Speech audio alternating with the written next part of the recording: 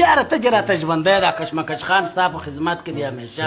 هم زه سهار د کوره راوځم ما ته ټوله ګرده وایي بیا وروان یې هم زه بیا په دا ښار کې بل څوک لرمه بیا تا ښه خبره کوې دا ستا کوټۍ دا ستا جایداد دا چې ټوله د یارانو دپاره داسې اماده درولې دي بس خدای دې سرلوړي لره خدای دې خوشحاله لره نو موږ په تاسو سره یو یو ورځ ته ما وازمایه یو ورځ ته را ولاړ سه ما ځې وازمایه ما ځې ما ته ووایه ورته دغه کار وکړه که ما که هغه کار ونه کوي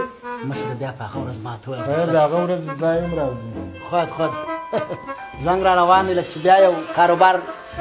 پر مخ ځي د خیره سره بلې اوره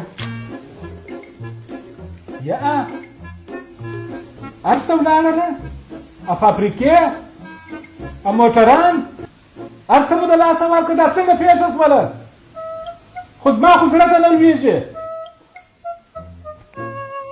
خیر کې خوله خوږه که څه خبره ده ولې څه پېښه ده مشره څه خبره ده څه درته ووایم زه اوس داسې شولم هر څه مې د لاسه ورکړله ولې خیر کې تاوان خو دې نه وکړي تاوانونه هر څه مې د لاسه ورکړه جایدادونه مځکې کورونه موټران دا ګرده مې د لاسه فابریکه را ګرده مې د لاسه ووتله پروا نه کوي په بانک چې دې پیسې دي هغه خو به یې هغه هم لاړه اوس که زه پر دغه ځمکه ناست یم په دغه سرای کې ناست یم نو ګړی ماله دغه هم زما نه دی زه ولاړم اوس په درې ګزۍ کې شپلم یعنې ګر سره یو څه پیسې نه لري لږ ډالر مالر در څه پاته شوي ګرده ولاړه چې درې ګزۍ ته رالم نو څه شي پاته شوله هو څه وایه ونیا دا خو نو ډېره بده پېښه وسوله هو ته دغه وکړه ته اوس ولاړ سه ګیلاس اوبه راوړه بس نو زړه مې ډېر در باندې وسوځېدی دا ماته وایه چې یو ګیلاس اوبه راوړه نو چا ته وایم څنګه چاته وایه ګوره سترګې رسي کوه ما د پخوا سړی نه اما غروري چې به دې کوله او داسې چې به ناست وې اوس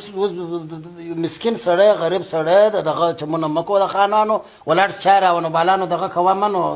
اعصاب مه را خرابوه خدای دا هر څه چې تا ما سره کوله د هغه 2 روپو دپاره چې کول چې ما پیسې درلودې او ته ما ته چمچه کېدلې ګوره دا چمچه به مې سر د سبا ته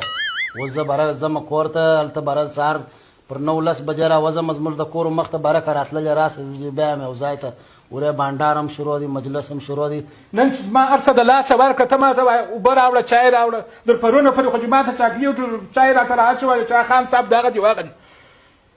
پالته خبرې مه کوه ولاړ سه نو اوبه راوه ته څه دلته ما ته داسې دا دنیا دغسې ده ولاړ سه وروره ولاړ سه نو دا چای مه وړه کښېږده لا ته مه برباد څه غوره کوې ته یوازې ته خان په دنیا کې نور خانان هم شته لاړ به سم د یو بل خان څنګ ته کښېنم